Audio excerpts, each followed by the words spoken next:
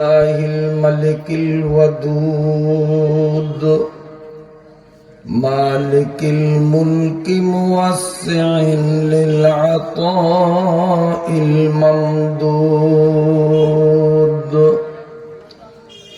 لا عدد عاد لعطائه ولا أحد حاد لآلائه وهو أعلى أولاد آدم وحواء وأوحى إلى رسوله ما أوحى كما أوحى إلى روح الله وإلى موسى لا كما أوحى إلى معطي العسل وإلى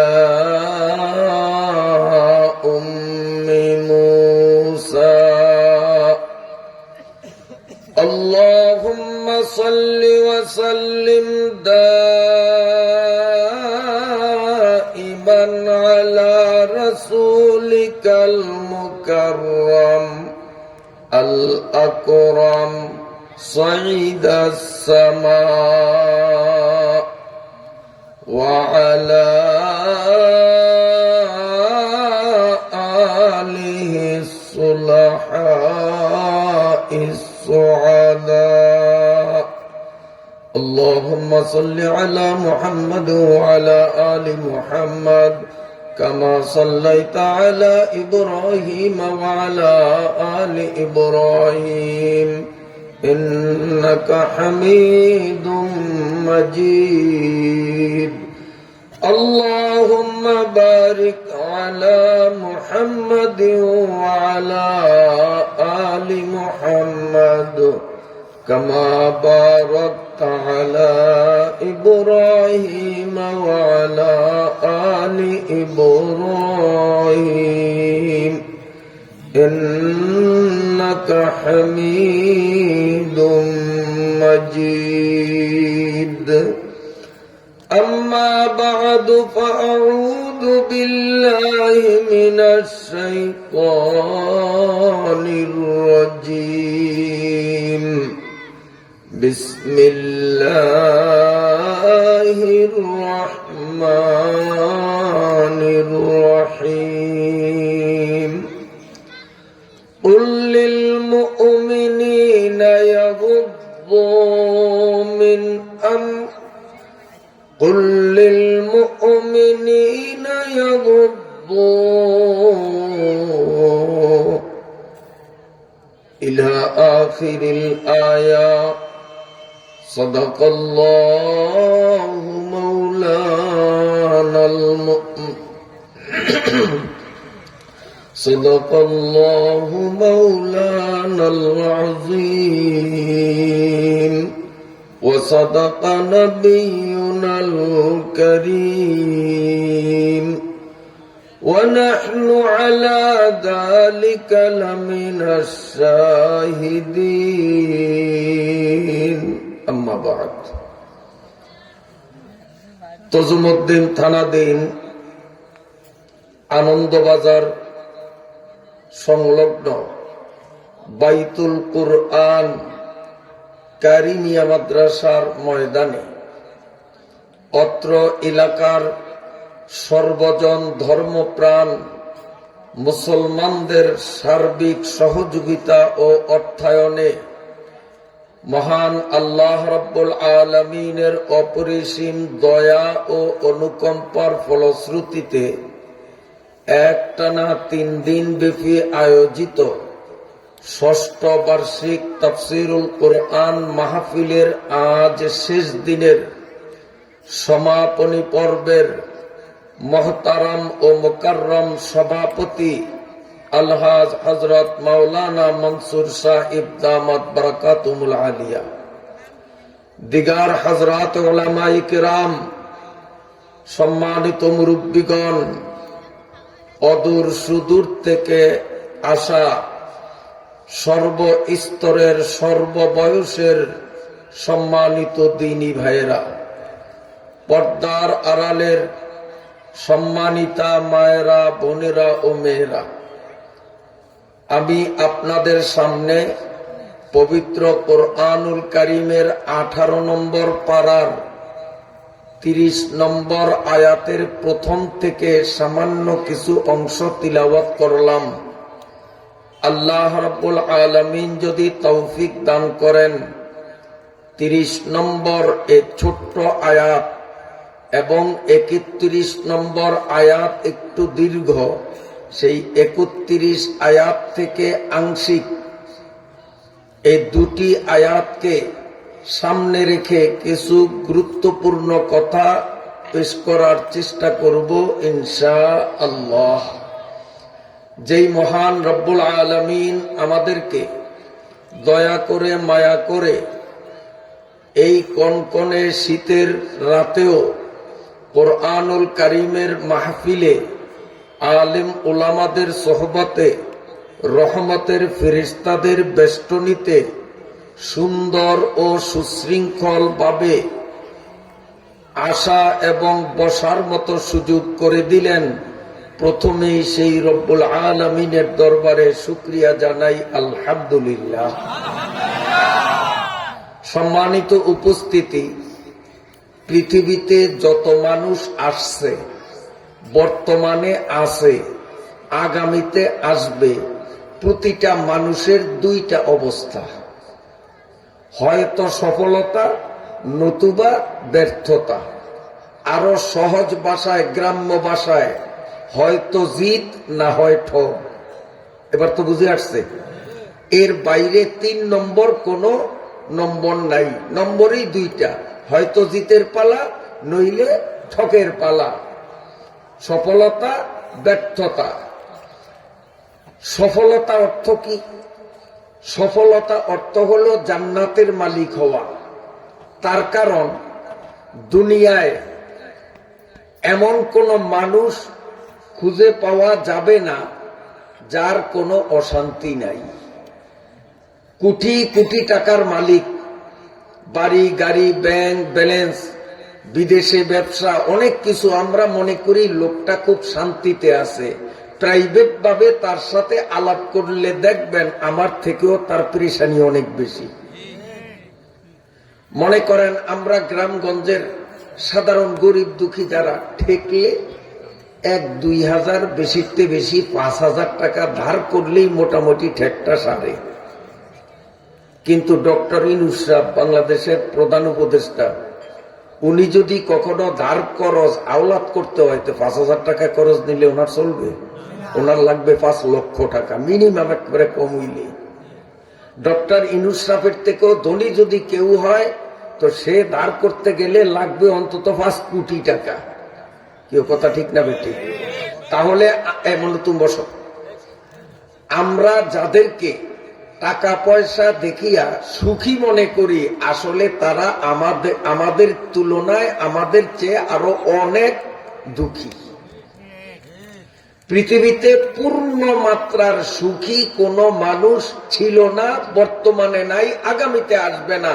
কারণ 100-তে 100% সুখী হওয়ার জায়গা আল্লাহ দুনিয়ারে বানায় নাই।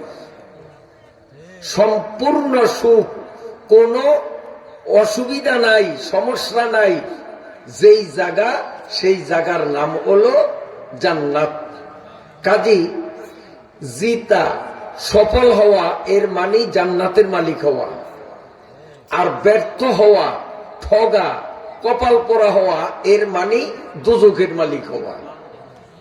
কারণ দোজখ এমন একটা জায়গা, যেই জায়গার মধ্যে অশান্তি আর অশান্তি, শান্তির স নাই।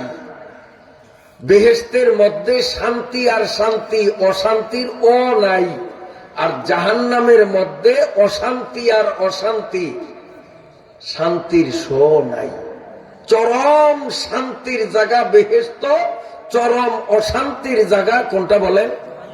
দোজখ। তাহলে সফল হওয়া বা জিতে যাওয়া এর অর্থ হলো জান্নাতের মালিক হওয়া। ব্যর্থ হওয়া, ঠকে যাওয়া এর অর্থ হলো দোজখের অধিবাসী হওয়া। এখন আমরা কি চাই? বেহেশতে যাইতে চাই না দোজখে যাইতে চাই?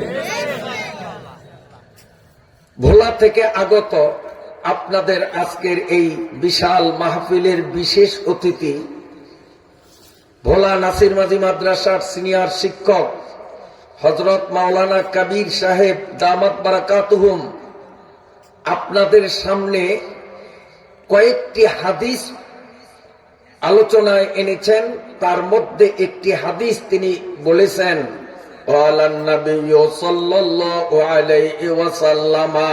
আমার হাতের দিকে লক্ষ্য করবেন, কুন আলিমান আও মুতাআল্লিমান আও মুস্তামিআন আও মুহিব্বা ওয়ালা তাকুন খামিসান ফাতাহলিক।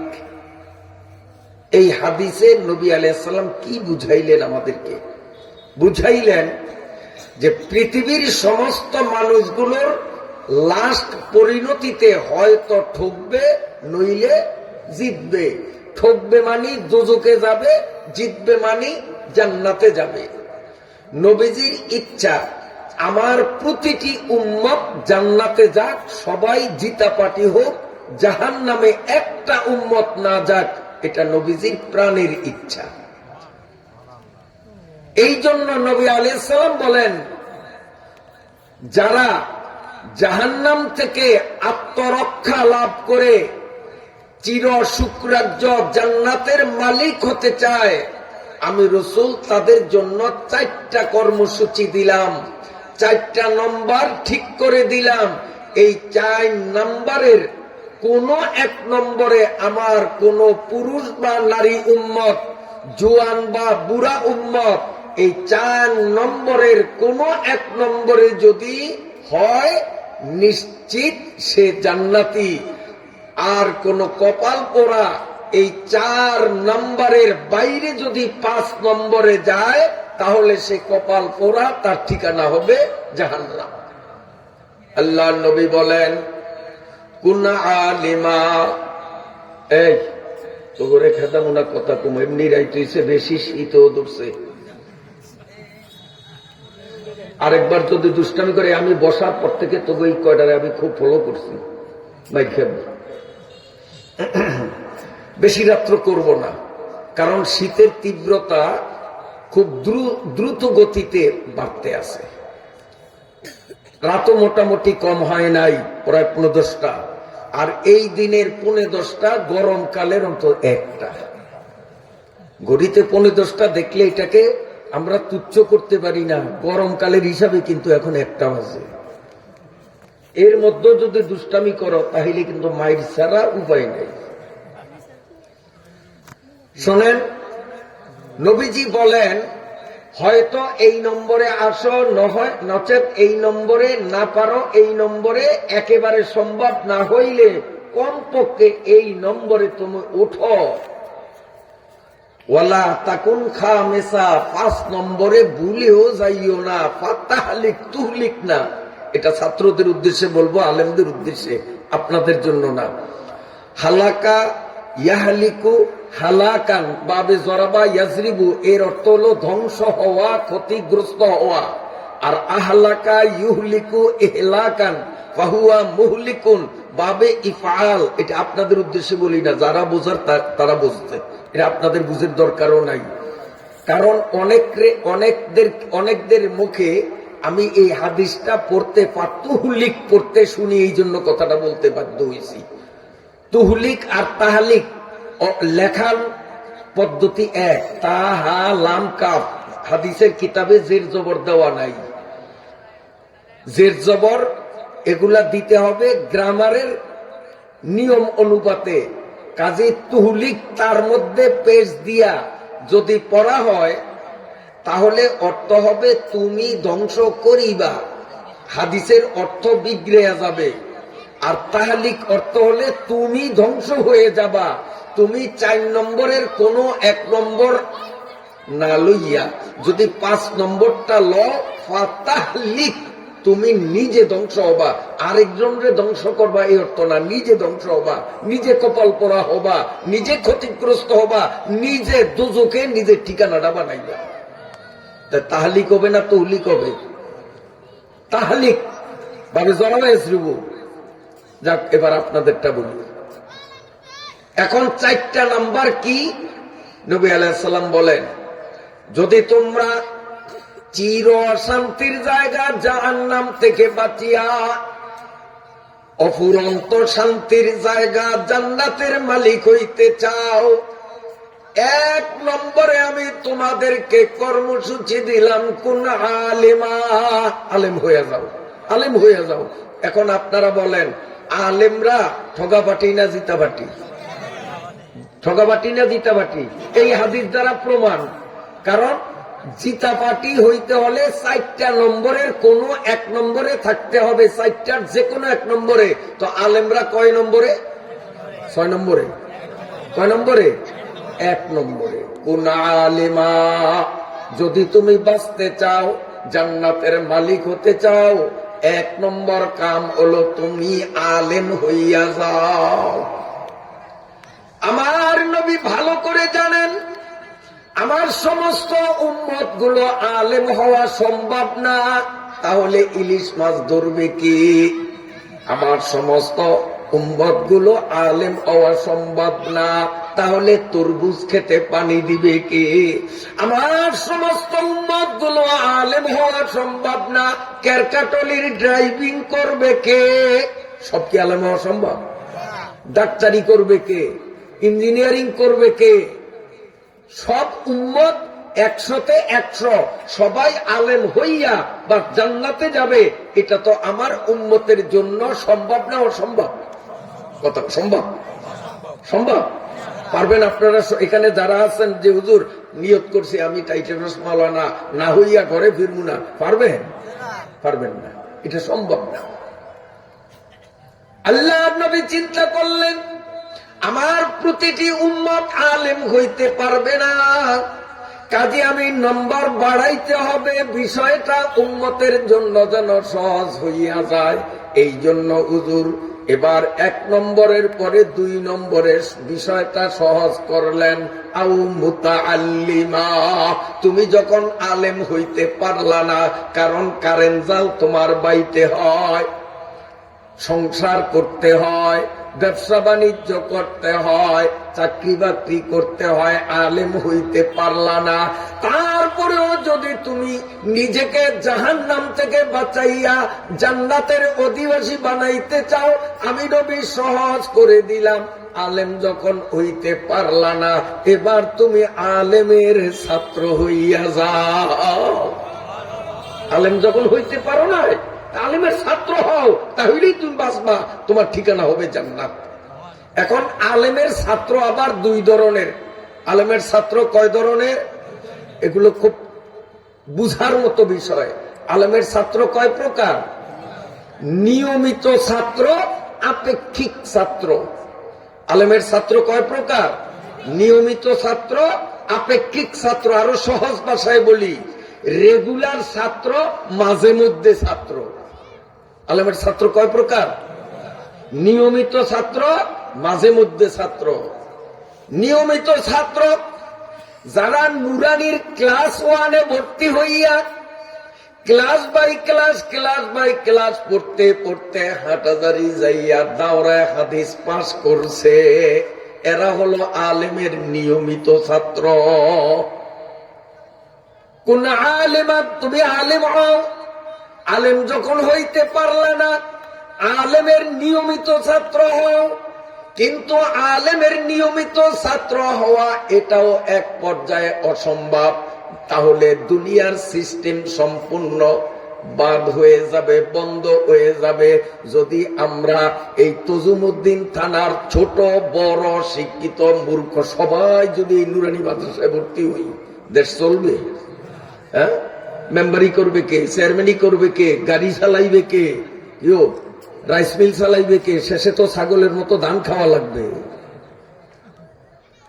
আলেমের নিয়মিত ছাত্র হওয়াটাও মোটামুটি কঠিন।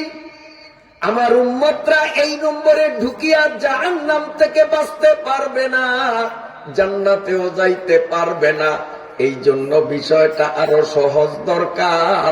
আলেমের নিয়মিত ছাত্র না হইতে পারলে মাঝে মধ্যে আলেমের ছাত্র হও। মাঝে মধ্যে আলেমের ছাত্র মানে নিজের এলাকায় যদি কোথাও ওয়াজ মাহফিল, তাফসীর মাহফিল হয়, তাহলে তুমি অন্তত কিছু সময়ের জন্য ওই আলেমদের মাহফিলের মধ্যে গিয়ে বসো। আলেমের মুখ থেকে কোরআন হাদিসের এলেমের কথাগুলো শোনো, তাহলে তুমিও আলেমের ছাত্র হয়ে যাবে। বলেন তো, এটার একটু নরম হইছে না, সহজ হইছে না? নিয়মিত ছাত্র হইবেন, এটা আপনাদের অনেকের বেলাই সম্ভব না, কিন্তু মাঝে মধ্যে ছাত্র হওয়া, যেমন আজকে হইছেন, গতকাল হইছিলেন, তার আগের দিন হইছিলেন, আবার আশেপাশে মাহফিল হইলে সেদিন হইবেন, এটা সম্ভব না অসম্ভব? আল্লাহর নবী বলেন, জাহান্নাম থেকে বাঁচিয়া জান্নাতের মালিক হইতে চাইলে 1 নম্বরে আলেম হও। আলেম যদি হইতে না পারো, আলেমের নিয়মিত ছাত্র হইয়া মাদ্রাসায় খাতা কলম নিয়ে যাও। যদি না পারো, ওয়াজ মাহফিলে গিয়া 2-1 ঘন্টা আলেমের সামনে বসিয়া তার ছাত্রের খাতায় নাম লেখাইয়া দাও। আমি বিশ্ব নবী ঘোষণা দিলাম, তুমি জিতা পার্টি, তুমি ঠগা পার্টি না। জাহান্নাম থেকে মুক্তি আর জান্নাত তোমার জন্য নিশ্চিত। আল্লাহর নবী উম্মতের জন্য কত দরদমান, কত পাগল।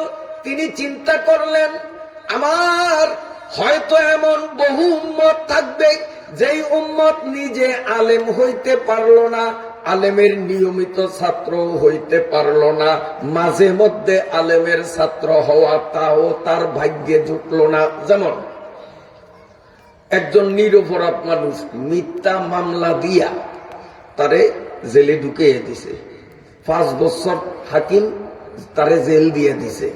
ওই লোকটা কোথায় ওয়াজ মাহফিলে যাওয়া সম্ভব? কথা কন।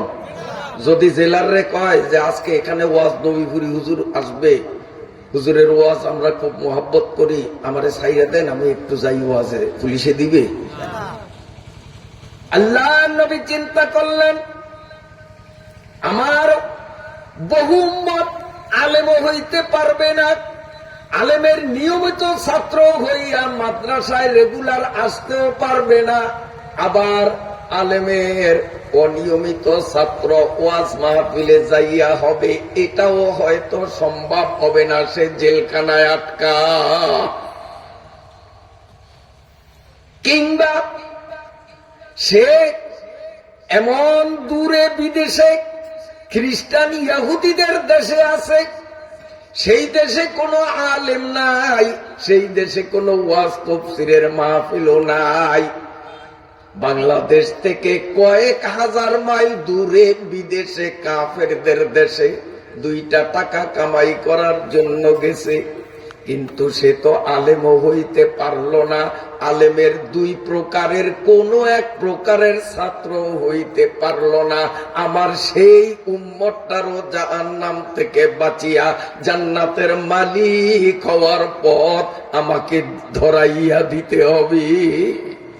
কারণ সে তো আলেমও হইতে পারে নাই, আলেমের 2 ধরনের 1 ধরনের ছাত্র হইতে পারে নাই, ওয়াজে আসতে পারে না, কারণ এখান থেকে 3000 মাইল দূরে, সেই দেশে কোনো ওয়াজ নসিহত হয় না। তাহলে ওয়াজে যায় আলেমের ছাত্র হইতো।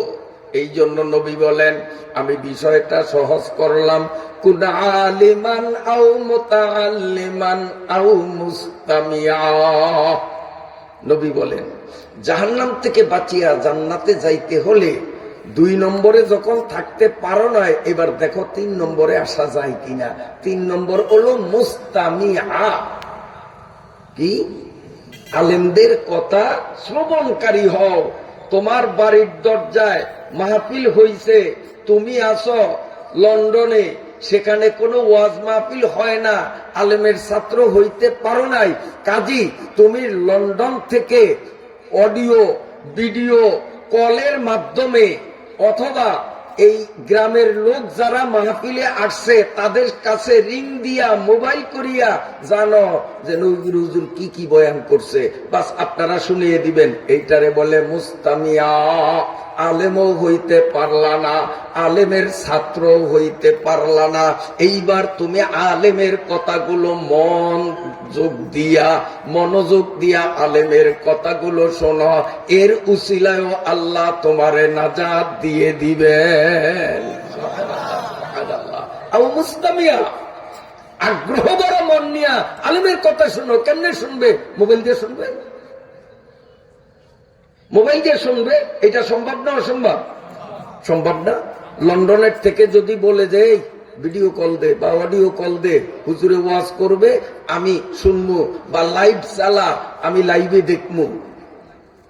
আবার মুরব্বীগণ চিন্তা করি, হুজুরে এটি কি করে বুঝিত না, অডিও ভিডিও লাইভ, হুজুরে এটি কি নুন দিয়া খায় না মরিচ দিয়া খায়?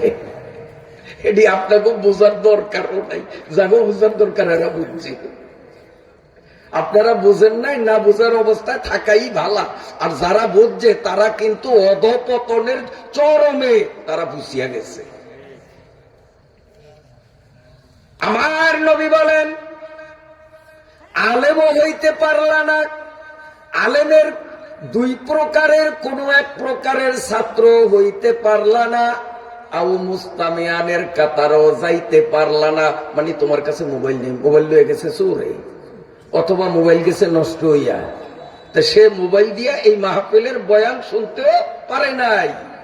আও মুস্তামিয়ানের কাতারও যদি না যাও, তারপরেও তোমারে জাহান্নাম থেকে বাঁচাইয়া চির জান্নাতের মালিক বানাইয়া দেওয়ার জন্য আমি নবী সর্বশেষ নম্বর 4 নম্বরে বললাম, আউ মুহিব্বা, তুমি মনে মনে আলেমদের মোহাব্বত করো। মনে মনে মোহাব্বত। আহারে যদি আলেম হইতে পারতাম, আহারে যদি আলেমের ছাত্র হইতে পারতাম, আহারে আমার মোবাইলটা যদি আজ নষ্ট না হইতো, তো মোবাইল দিয়ে আলেমের কথাগুলি শুনিয়া মুস্তামিয়ানে থাকতাম। শুনতে পারি না, যাক আমি যদিও শুনতে পারি নাই, আলেমরা কোরআন হাদিস থেকে যেসব নসিহত বলছেন সঠিক বলছেন, আমি শুনতে পারলে কত ভালো হইতো। এইভাবে যদি মন থেকে আবেগ ঝরাইয়া আল্লাহর কাছে আলেমের প্রতি মহব্বত আর ভালোবাসাকে যদি আমি আপনি ব্যক্ত করি, আল্লাহর রসুল বলেন তুমি 100% নিশ্চয়তা তোমারে দিয়ে দেই, জাহান্নাম তোমাকে স্পর্শ করবে না, মরার পরেই তুমি সরাসরি জান্নাতি। এখন আমরা এই ময়দানে যারা আছি, বাঁচার 4টা কর্মসূচির আমরা 2 নম্বরে আছি, অনিয়মিত ছাত্র আলেমের। কি বলেন? তা আল্লাহ এই মাহফিলে আনিয়ে আমাদেরকে ঠকাইছে না জিতাইছে? আপনারা খুশি না বেজার? একটু মহাব্বতের সাথে জোরে আল্লাহরে শুকরিয়া জানাইলে কেমন হয় দেখি। আলহামদুলিল্লাহ। আর একটু জোরে আলহামদুলিল্লাহ। أعوذ بالله من الشيطان الرجيم. بسم الله الرحمن الرحيم. قل للمؤمنين يغضوا من أبصارهم ويحفظوا فروجهم ذلك أزكى لهم إن الله خبير بما يصنعون. وقل للمؤمنات يغضضن من أبصارهن ويحفظن فروجهن ولا يبدين زينتهن إلى آخر الآية. صدق الله مولانا الكريم. সূরাটার নাম সূরায়ে আন-নূর। রাসূলুল্লাহ সাল্লাল্লাহু আলাইহি ওয়াসাল্লাম আবেগ বিজড়িত কণ্ঠে সাহাবাদের সামনে একদিন বললেন, আমি রসুলের মন চায় যে আমার যতগুলো উম্মত, পুরুষ হোক নারী হোক, বুড়া হোক জোয়ান হোক, আলেম হোক পাবলিক হোক, জেলে হোক আর চাষি হোক, ব্যবসায়ী হোক, আমার প্রতিটা উম্মত যেন সূরায়ে নূরকে মুখস্থ করে এবং সূরায়ে নূরের অর্থ ব্যাখ্যা তাফসীর যেন আমার প্রতিটা উম্মত জানে এবং প্রতিটা ঘরে নিয়মিত সূরায়ে নূরের তালিম যেন হয়। নবী আলাইহিস সালামের মনের দাবি, প্রাণের দাবি। সেই সূরায়ে নূর থেকে 30 নম্বর আয়াতখানা পুরা পড়লাম, আয়াতটা ছোট্ট। 31 নম্বর আয়াত বিরাট, কোরআন শরীফের পুরা 1 পৃষ্ঠা। আমি সেখান থেকে মাত্র 1 লাইন পড়লাম। যতটুকুন পড়েছি আমি ইনশাআল্লাহ ততটুকুনের উপরেই আলোচনা করব। আপনাদের কষ্ট হয়? শুনতে রাজি আছেন? আল্লাহ তাআলা আমাদেরকে কবুল ফরমান। প্রথমেই অর্থ। আল্লাহ বলেন, কুল, ও নবী আপনি বলেন। কারে বলবে? লিল মুমিনিন, ঈমানদার পুরুষদেরকে আপনি বলেন। কারে বলতে বলছে? আরে ডাইরেক্ট বলেন আমাদেরকে, আমরা ঈমানদার না? আমরা এখানে বেঈমান আছি কেউ? বেঈমান হইলে কোরআনের মাহফিলে এই শীতের মধ্যে আসতাম? তা আমরা মুমিন না তো মুমিন হবে কে? সলিমুদ্দিন ভাই কলিমুদ্দিন না, আমরাই মুমিন। কারণ ঈমান আনছি কারণে, কোরআনের মহব্বত দিলে আছে বিদায় এই শীতের শীত মনে করলাম না, গভীর রাতকে গভীর রাত মনে করলাম না, চাতক পাখির মতো বসে আছি। তো আমরা মুমিন না মুমিন হবে কে? আল্লাহ রাব্বুল আলামিন। এই আপনি বসেন, দাঁড়ানো কে? ওনারে বসে দেন, বসেন। আল্লাহ বলেন, কুল, ও নবী আপনি বলেন, লিল মুমিনিন, আপনার উম্মতের মধ্যে যারা পুরুষ, আপনার পুরুষ উম্মতদেরকে আপনি বলেন, ইয়াগুদ্দু মিন আবসারিহিম। ইয়াগুদ্দু ছাত্রদের উদ্দেশ্যে বলবো, এখানে অনেক তালবে ইলমরা পেছের মধ্যে পড়িয়া যায় যে ইয়াগুদ্দু বিশ্লেষণ করলে দেখা যায় মুজারের জমা মুজাক্কারে গায়েব, আর মুজারে, এটা আপনাদের উদ্দেশ্যে বলি না, মুজারের জমা মুজাক্কারে গায়েবের শেষে নুন থাকতে হয়, কিন্তু নুন তো নাই। তো এটা কোন সিগা? এটা তো মিজান মুনসাহেবের মধ্যে যত বহস বাপ করছি কারোর সাথে মিলে না। তালেবে ইলমদের উদ্দেশ্যে বলবো, আসলে মূলত শব্দটা ছিল ইয়াগুদ্দু না, মুজারের সিগা নুন ছিল, কিন্তু তার শুরুতে লামে আমর মাকসুর, জের বিশিষ্ট লামে আমর বসলো, আর মুজারের সিগার শুরুতে লামে আমর বসলে তখন মুজারের 7 সিগার নুনে আরবি পড়িয়া যাইতে বাধ্য। বলবেন হুজুর এখানে তো ইয়াগুদ্দু, এখানে তো লাম দেখা যায় না।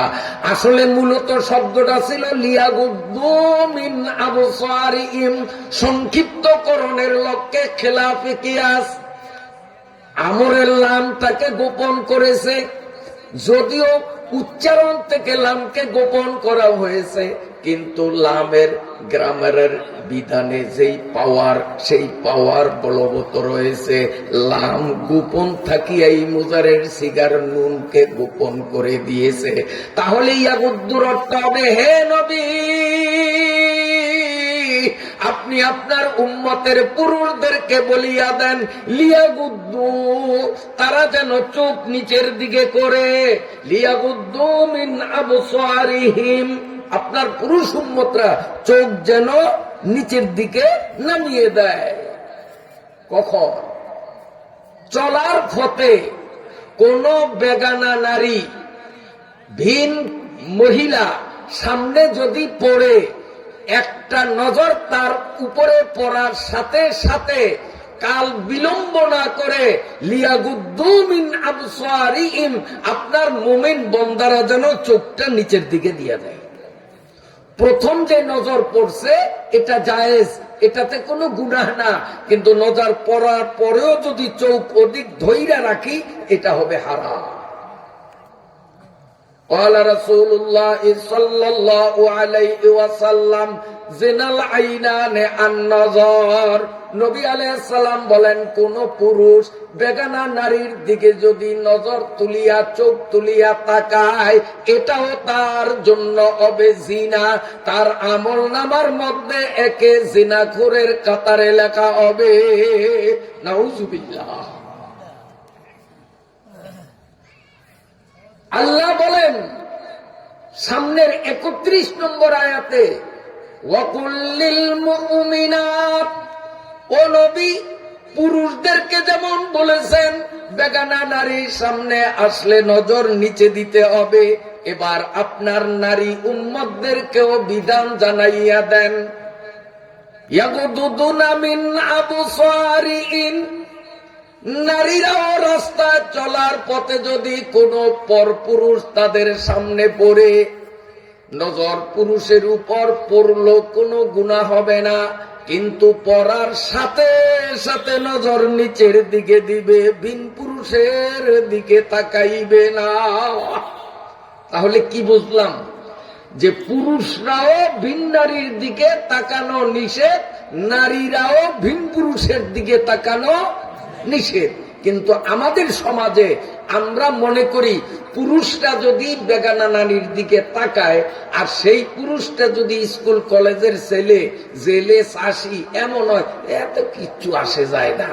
আর যদি পুরুষটা যদি মসজিদের ইমাম সাহেব, মুয়াজ্জিন সাহেব, এই বাইতুল কোরআন মাদ্রাসার হুজুর, পরনারীর দিকে যদি তাকায়, তো পাহাড় সমান অন্যায়। কেউ হুজুর ছাড়া অহুজুররা তাকাইলে অন্যায় নাই, তাতে আমাদের কিচ্ছু আসে যায় না। বিয়া দিলে 3 মা হইতো, বিয়া দেন নাই কারণে মা হয় নাই, সেই 3 সন্তানের মা হওয়ার যোগ্যতা রাখে এমন শালী আর দুলাভাই ইয়ার কি মস্কারি হাতাহাতি কোলাকুলি করে, কিন্তু আমরা সমাজের মুরব্বীরা দেখিও না দেখার ভান করি, এটাকে আমরা কিছুই মনে করি না।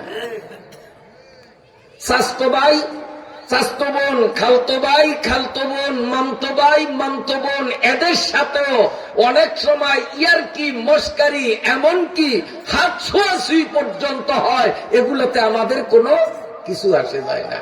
কিন্তু যদি হযরত মাওলানা মানসুর সাহেব নাউজুবিল্লাহ খালি 1 সেকেন্ড চাইলো, বেশি যায় নাই, কালকেই 4 দোকানে 3 রাস্তার মাথায় নিয়া মাথায় ভাগরি বানলে কি বসিল, অমুকের মায়ের মুখের দিকে দেখছি চাইছে, সমালোচনা হইব না হইব? হ্যাঁ, তাহলে কোরআন মনে হয় 2টা, একটা কোরআন হুজুরগো জন্য, আর একটা কোরআন হইল হুজুর না তাদের জন্য। হুজুরগো কোরআনে নিষেধ, পর নারীর দিকে চাওয়া যাবে না, নারীরাও পর পুরুষের দিকে চাওয়া যাবে না।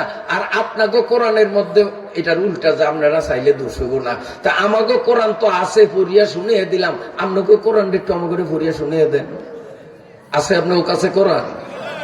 তাহলে পুরুষরা পরনারীর দিকে তাকানো হালাল না হারাম? কয় না, কারণ কইলেই তো গাড়ি করবো, কারণ কইলেই তো আজকে বাড়িতে যায়, যেহেতু জামাই আছে, জামাইয়ের উপরে 144 দ্বারা জারি হইবে। জামাই মিয়া এতদিন যা করছো না করছো, ওই সকিনার লগে, সকিনা মানে শালি আর কি, এখনো বিয়া দেন নাই, দিলে 3 মা হইতো, এই সকিনার লগে তুমি আর দেখা দিতারবা না। সকিনারও কইবেন যে এই দুলাভাইর লগে পর্দার আড়াল থেকে প্রয়োজন থাকলে কথা কবি, ইয়ার কি মস্কারি আর দিতে পারবি না, এটা কোন লাগবে, এই ডরেই সবাই কিন্তু শিকার হয় নাই, হারাম কয় নাই। আপনারা কইলেও হারাম, আপনারা না কইলেও হারাম, যেহেতু আমার আল্লাহ কইছে হারাম, তো আল্লাহ যেটারে হারাম কইছে এটাকে হারাম কইতে আমাকে দোষ আছে? দোষ আছে? পর নারীর দিকে তাকানো হালাল না হারাম? ছোট গুনাহ না বড় গুনাহ? রাসূলুল্লাহ সাল্লাল্লাহু আলাইহি সাল্লাম বলেন, মিশকাত শরীফের 2য় খণ্ড কিতাবুন নিকাহ একেবারে প্রথম দিক দিয়া হাদিসটা আছে। আল্লাহ পাকের নবী বলেন, কোন পুরুষ বেগানা নারীর দিকে যদি তাকাইয়া তাকাইয়া স্বাদ উপভোগ করে, কুচিন্তা করে নবীজি বলেন, এই পুরুষটা যখন জাহান্নামে যাবে, জাহান্নামের গরম ফুটন্ত আলকাতরা গুলো ওই নাফরমানের দুই চোখের মধ্যে ঢালা হবে। وسوف ترى إذا انكشف الغبار وسوف ترى إذا انكشف الغبار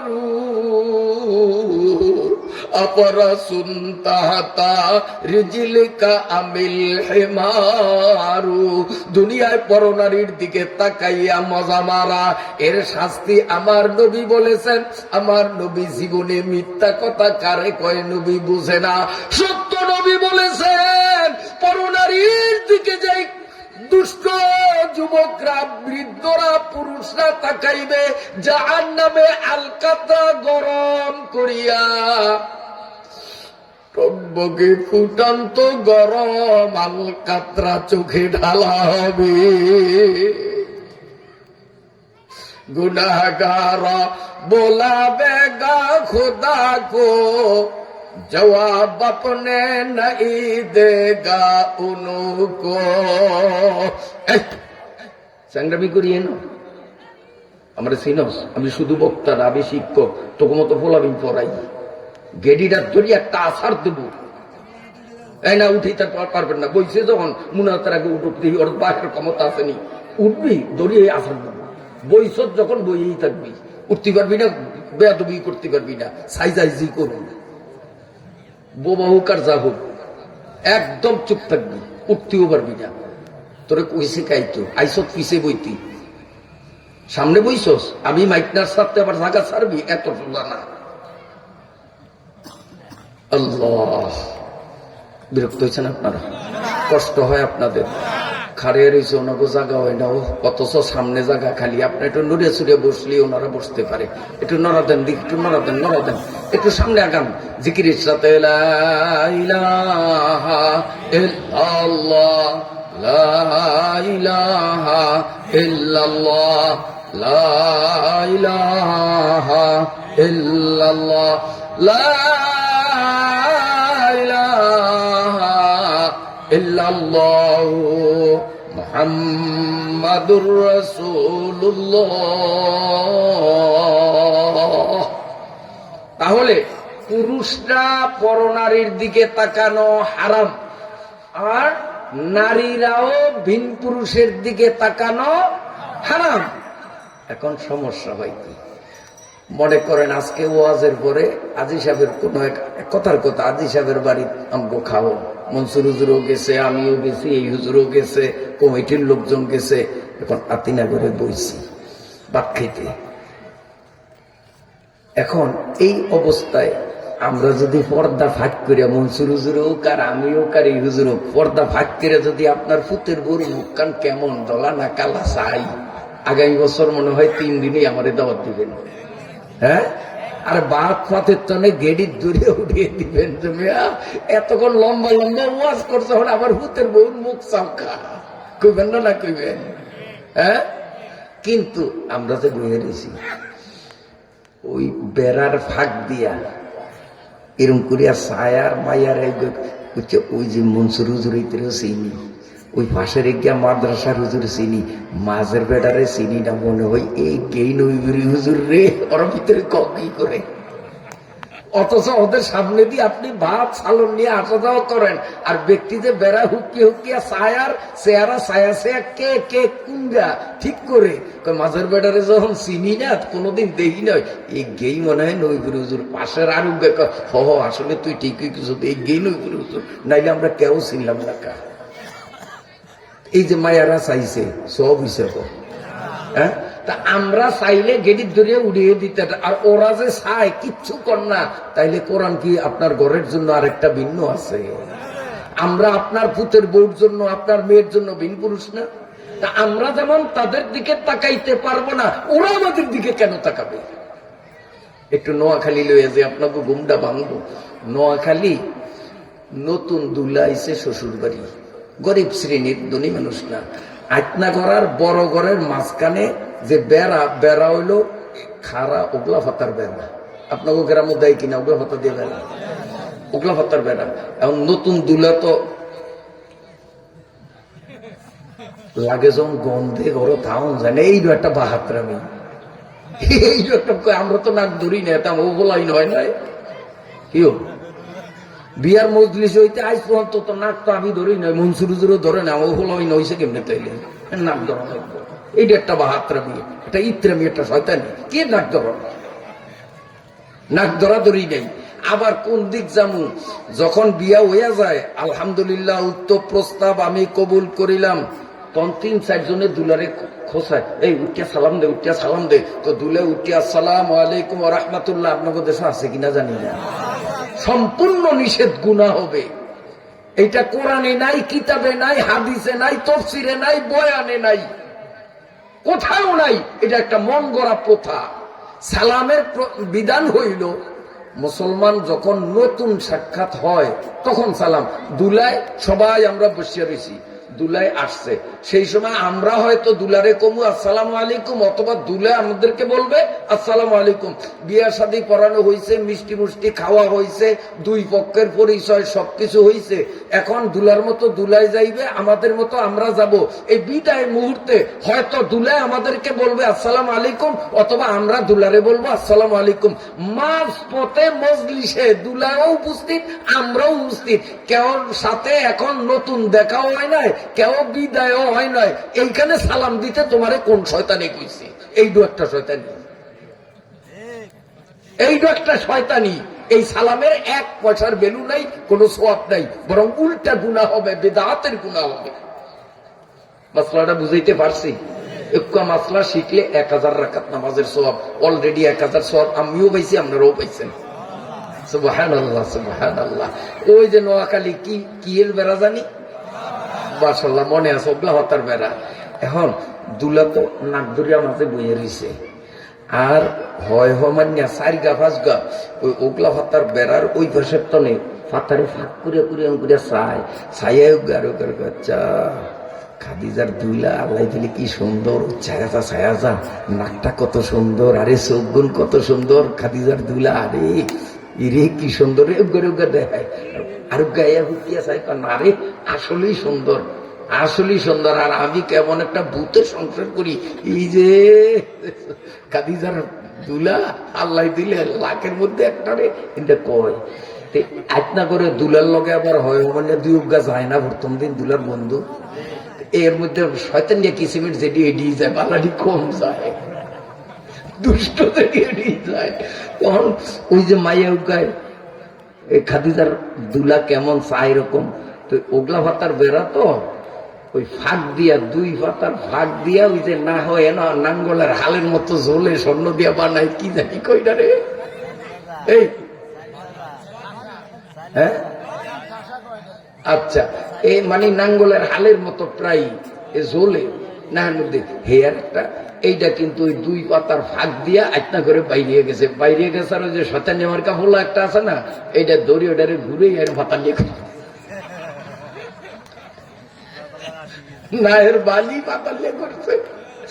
এখন তো কত টানে ছোটে না, জোরে টানও দিতে পারে না, নরম নাকে পায় ব্যথা। এখন ওই যে ওইটা লগে যে আরো ৩-৪টা ভাই আছে, খালি কিলাইতে আছে, এখন না কইতে পারে না সইতে পারে। এ সাসরা এলাকার মুসলিম মেয়েরা, আজ কিন্তু বুদ্ধি শিখাইয়া দিলাম পাতালিয়া করিয়া দেওয়ার। এইরকম বেড়া হুকিয়া যদি ভিন পুরুষদের তাকাও, তাহলে পুরুষদের সবক দিলাম ফাতালিয়া করবে, তখন শনিবার না রবিবার কেমন লাগে বুঝবা। আমার আল্লাহ তাই বলেন, ওয়াকুল্লিল মুমিনাতি ইয়াগুদুনা মিন আবসারিহিন্না ওয়া ইয়াহফাযনা ফুরুজাহুন্না ওয়া লা ইউবদিনা যিনাতাহুন। ও নবী, দুনিয়ার ইমানদার মহিলাদেরকে জানাইয়া দেন, মুসলমান মহিলারা পর পুরুষের দিকে যেন না তাকায়। রাস্তায় চলার সময় যদি কোনো পরপুরুষ সামনে পড়ে যায়, সঙ্গে সঙ্গে ইয়াবদুদুনা মিন আবসারিহিন, নজরটা নিচের দিকে দিবে। ওয়ায়াফাজনা ফুরুজাহুম, অন্যায় অবৈধ পন্থা অবলম্বন থেকে বিরত থেকে নিজের যৌনাঙ্গকে পূর্ণ হেফাজত করবে। পুরুষদের বেলায় আল্লাহ বলেছেন ওয়ায়াহফাজু ফুরুজাহুম। ও নবী, আমি সূরা নূরের 30 নম্বর আয়াত নাযিল করিয়া আপনারে আমি বাধ্য করলাম আপনার উম্মতদের জানাইয়া দিতে। আপনি বলবেন আপনার পুরুষরা যেন ওয়াহফাজু ফুরুজাহুম, তারাও যেন তাদের যৌনাঙ্গকে হেফাজত করে। একমাত্র বৈধ স্ত্রী ছাড়া অন্য কোন পন্থায় যদি তার যৌন উত্তেজনাকে প্রশমিত করে, এটা হবে হারাম। রাসূলুল্লাহ সাল্লাল্লাহু আলাইহি ওয়াসাল্লাম বলেন, হস্তমৈথুন বা অন্য কোন প্রক্রিয়া অবলম্বন করিয়া যৌবনের উত্তাপ সইতে না পারিয়া কোন যুবক যদি এই ভ্রান্ত পথে নিজের শরীরের রাজাটাকে বিনষ্ট করে, কিয়ামতের ময়দানে তার হাতের আঙ্গুলগুলো গর্ভবতী হয়ে উঠবে। হাসরের ময়দানের অসংখ্য মানুষ তারে ধিক্কার জানাবে, ঘৃণা করবে। এই দুষ্টটাই তো, এই দুষ্টটাই তো ওই দোষে দোষী। আমার আল্লাহ বলেন ওয়াল্লাহু খাবীরুম বিমা ইয়াসনাউন। সূরা নূরের 30 নম্বর আয়াতের একেবারে শেষ প্রান্তে আল্লাহ বলেন ওয়াল্লাহু খাবীরুম বিমা ইয়াসনাউন। এ যুবকরা, যৌবনের উত্তেজনা সইতে না পেরে অন্যায় অবৈধ পন্থা অবলম্বন গোপনে গোপনে করছো। তুমি মনে করছো কেউ দেখে না, কেউ জানে না। আমি আল্লাহ সূরা নূরের 31 নম্বর আয়াত দিয়া তোমারে সজাগ করলাম। আমি আল্লাহর চক্ষুরে তুমি ফাঁকি দিতে পারো না। আমি কিন্তু সব দেখছি। আল্লাহ দেখে কি দেখে না? কেমন দেখা দেখে আল্লাহ রে। একদিন মুসা আলাইহিস সালাতু ওয়াস সালাম কোথায় যায়, তা আল্লাহ কয় মুসা, একটা আশ্চর্য জিনিস তোরে দেখাইতে মন চাইছে, আবিলু। মুসা আলাইহিস সালাম কয় আল্লাহ, আপনি আমারে দেখাইতে মন চায় আর আমি বুঝি সামু না, এটা হয়নি। আল্লাহ কি দেখাইবেন, তাড়াতাড়ি দেখান, আমি আশ্চর্য জিনিস সামু। আল্লাহ কয় তোর আতো কি? আল্লাহ দেন না, আমার আতো তো আমার লাডি। কয় সামনে কি? কয় সামনে একটা পাথর, বড় একটা পাথর। কয়টা পাথরটারে বাড়ি দেশাই।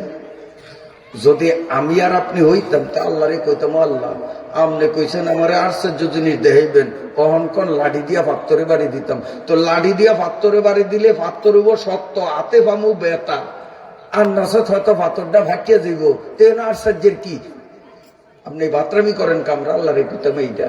কিন্তু মুসা তো আল্লাহর নবী, তিনি চিন্তা করলেন আল্লাহ বন্দারে যেই হুকুম দেয় সেই হুকুমটার মর্ম বন্দায় বুঝুক আর না বুঝুক, আল্লাহর হুকুম মানার মধ্যেই সফলতা। ওই যে ফেরাউনের বাহিনী মুসারে দৌড়ায়, সামনে সাগর, পিছনে লাঠিয়াল বাহিনী। মুসাকে আল্লাহ কি করবো? আল্লাহকে হাতের লাঠি দিয়া সাগরের পানির বাড়িতে। আমনে আর আমি হইলে কইতাম আল্লাহ এই মুহূর্তে আপনার হুকুম মানা যায় না, কারণ পানির বাড়ি দিলে পানি ছিটিয়া উঠবো, আর কি হইব, কি লাভটা হইব। আপনার উচিত আছিল যে লাঠি লইয়া শত্রুকে পিছে ঝাঁপে পর 10টা খাবি, অন্তত একটা হইলে তো দিতে পারবি। আমরা চুক্তি কাটাইতাম। নাহার যা এ মারকাব তো আতা খোতান, নাহার যায় মরকব তু আতা খোতান, কে জাহাজ পরবায়ে দন্দা খোতান। মুসা নবী তো আল্লাহর নবী, তিনি চিন্তা করলেন আমার বুঝে আসে না, তারপরেও আল্লাহ যখন হুকুম করছেন আমি পালন করব, বুঝি আর না বুঝি এর মধ্যে আল্লাহ আমার কামিয়াবি দিবেন। তো পানির বাড়ি দিয়া মুসা লাভ হইছে না ক্ষতি হইছে? কারো রাস্তা হয় নাই। তা আজকেও লাঠি দিয়া যখন পাথরে মুসা আলাইহিস সালাম বাড়ি উক্কা দিছে, আল্লাহ পাকের কুদরতে পাথরটা ফাটিয়া 2 টুকরা হইছে। এটার ফেডের মধ্যে তখন আরেকটা কালা পাথর বেরিয়েছে। আপনারা যেরকম আশ্চর্য শুনিয়া কইলেন যে সুবহানাল্লাহ, আশ্চর্য জিনিস শুনলেই তো আমরা সুবহানাল্লাহ কই। মুসা আপনারা তো শুনিয়া কইছেন সুবহানাল্লাহ, আর মুসা আলাইহিস সালাম চৌকে দেখিয়া কয় সুবহানাল্লাহ। আল্লাহ কয় মুসা সিল্লিয়া সুবহানাল্লাহ কসকা। আল্লাহ আশ্চর্য জিনিস দেখাইবেন কইছেন, এই যে দেখলাম সুবহানাল্লাহ না কইয়া পারা যায়। এই যে পাথরের ফেডের মধ্যে তো পাথর বাড়িয়েছে, এটা কি কম আশ্চর্য? আল্লাহ আমি তোরে আশ্চর্য দেয়, আমি আশ্চর্যের আও তো দেখাই নাই, আর তুই এখনই বেদিসা। মুসা আল্লাহ একদম বড় আশ্চর্য, পাথরের ফেডো পাথর একদম বড় আশ্চর্য কি? দেখ যেই পাথরটা এখন বাড়িছে এইটার একটা বাড়িতে। তো মুসা আসলাম টস করে একটা বাড়ি দিছে, আর এই পাথর গো ফাটিয়া রেজনরা খারে থাকলে মাজা বিষ করবো, কালকা ফার্মেসির যে ট্যাবলেট খাওয়ান লাগবো। বাবা বস হবো তো গোয়া যাইব, আর নাইলে বাড়ির যে ঘুম যা হেরেও বালা, আমার সামনে খারিতে পারবি না। এই যে খারে রয়েছে, হয়তো যাও নাইলে বসো, খারিতে পারবা না এক চান্দু খারি। তাইলে আমি ওয়াজ ছাড়িয়া দেবো, ওয়াজ ছাড়িয়া দিলে হাডুরিয়া কিল করবো যে তোর কারণে হুজুর ওয়াজ ছাড়িয়া দিছে, ফিট লইয়া বাই যেতে পারবি না। বইবো না যাইবো না, খারে থাকবো। নবীপুরের মাহফিলে এত বড় সাহস কোন চান্দুর? আমি আজকে একটু চাবো। আল্লাহ, আসলে একটা কথা আছে, যার কপাল ফোরা মেজবানিয়া বাড়িতেও লাগে না। আপনার দোষ নাই কথা এটা তো কন্যা দি রাইট বেশি হয়েছে, আমি কমু কদ্দুর, আপনারা কইবেন কদ্দুর। বাগে মিলে করলেও পাল্লাটা তাড়াতাড়ি উঠিয়ে যাবো, হলে মুনাজাত দিতে পারবো। ব্যাক আমারে দিয়ে একলা একলা যদি করান তত সময় বেশি লাগবে। যার কপাল ফোরা মেজবানিয়া বাড়িতেও লাগে না জোড়া, তারপর মানুই হা ওরা কুয়াশার মধ্যে বাইরে খাড়ে আছিল। অগরে কইছি সুন্দর মতো ভিতরে ঢুকতো, আরামে বইতো, আপনাকে শরীর গরম, এই তাপ লাগে অগর শীতটা যাইতো গিয়া, কুয়াশা তো ভিতরে আনতাম। কিন্তু যেই কইছি এ গো বই নেবে গুল গেছি গিয়া, হেতে ওরা মনে করছে আমাকে নুনের চালা বানি পড়বো। তোরা গেছো তেতে আমাকে কিচ্ছু আইয়ে যায় না, আসলে তোরাই ঠকছ। কেউ ঠিক না? কখন এই গেটের তো নড়িয়া পাশে যে খারিছে, কুয়াশা খাইতেছে, খা জবর খাওয়া খা।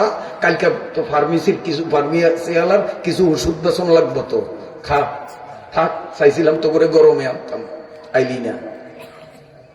কষ্ট হয় আপনাদের? কথা চলবো সামনে। এইবার শোনেন, মুসা আলাইহিস সালাম দ্বিতীয় পাথর যেটা, এইটারও যখন বাড়ি দিছে, টাস করিয়া ওই পাথরটাও ফাটিয়া দুই ভাগ হয়েছে। এইটার মধ্যে তো পাথর বাড়িছে আর আসার জন্য পাথরের ফেডে পাথর, এই পাথরের ফেডে আরেক পাথর, ডবল আসার জন্য মুসা আলাইহিস সালাম এবার চিৎকার দিয়া কয় সুবহানাল্লাহ। আল্লাহ কে কি রে মুসা, গলাগুলো ভাড়ে নাবি? আল্লাহ পাথরের ফেডে পাথর, হেই এই আচ্ছা আমি কি এই কাম করুন? একটা বলা লইয়া যান, আমার নাতি নাচে ছোট, এগুলোর খেলতো দিন নাম আমি নিজে কাটিয়া লইয়া এর বইয়া খেলাইতে আসছে, খেলনা একটা লইয়া আমার এই দূরে তিন নাতি নাচে একটা কাটিয়া লইয়া যাবো। সাহস এ না উঠতে দিব না, কারণ উঠলে এটা বেয়াদব থাকবো। আজ যা সোজা করুন, আগামী বছর মাহফিলে আর বেয়াদবি করবো না, আজ যা সাইজ করবো। আল্লাহ, বেশি রাত করবো না, কথা অল্প সময়ের মধ্যে আমি ফিনিশিং দিয়ে দিতে আছি ইনশাআল্লাহ।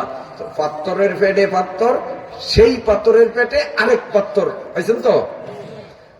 মুসা সালাম চিল্লিয়া কইছেন আল্লাহকে, কিরে মুসা? আল্লাহ আশ্চর্য দেখাইবেন কইছেন, জীবনে কল্পনা করি নয়, ডবল আশ্চর্য দেখছি।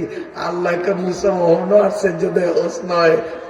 আল্লাহ কন কি কই মানি এতে পাথর অহন যেটা বাড়িছে এটার আবার বাড়িতে। তো মুসা আলাইহিস সালাম পাথর উগ্রে যখন বাড়ি দিছে আর পাথর এটা ফাটিয়া দুই ভাগ হইছে। এখন দেহে যে এইটার ভিতরে কালা কিসকিসিয়া ঘিস ঘিসিয়া ছোট্ট পিঁপড়ার মতো ফোকা বসা।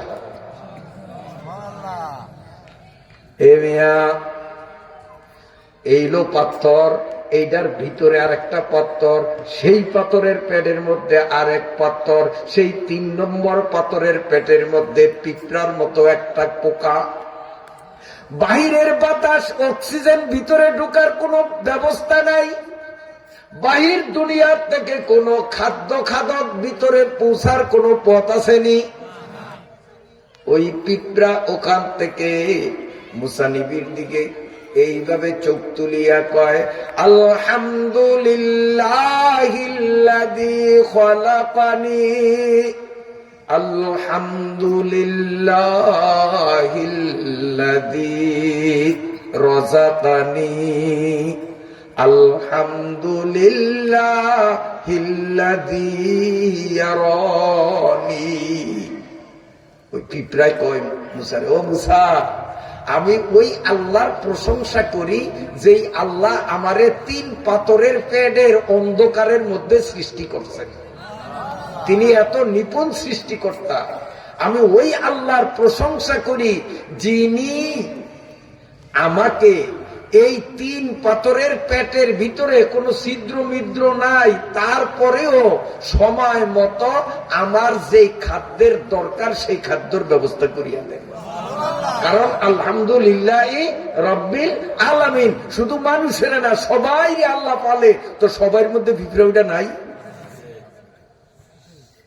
আমি প্রশংসা করি সেই আল্লাহর, যেই আল্লাহ 24 ঘন্টার প্রতিটি মুহূর্ত আমার দিকে তাকাইয়া থাকে, ওয়ালা ইয়ানসানি, 1 সেকেন্ডের জন্য যিনি আমাকে দেখেন না এমন হয় না, 24 ঘন্টা তিনি আমারে দেখেন।